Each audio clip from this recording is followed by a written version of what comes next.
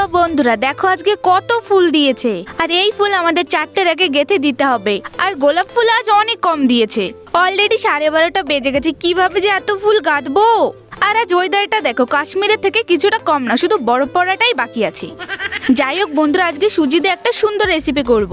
তো সবার প্রথম কড়াইতে জল দিয়ে এটা গরম করে নেব। তারপর এর ভিতরে একটু ঘি আর একটু লবণ দিয়ে আর রেড চিলি ফ্লেক্স দিয়ে এটাকে গরম করে নেব। আর এইবার এর ভিতরে দিয়ে দেবো 1 প্যাকেট সুজি, আর সুজিটাকে ভালোভাবে জ্বালিয়ে ঠিক এমন করে নেব। তারপর এটাকে নামিয়ে ছোট ছোট করে ঠিক এইভাবে গোল করে নেব সবগুলোকে।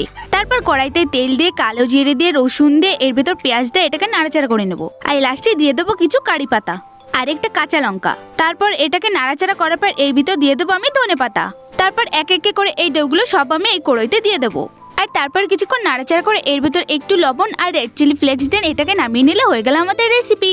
আর এই দেখো বন্ধুরা কত সুন্দর লাগছে, আর এটা খেতেও অনেক সুস্বাদু হয়েছে। আর রেসিপিটা ভালো লাগলে ভিডিওটাকে অবশ্যই লাইক করবে।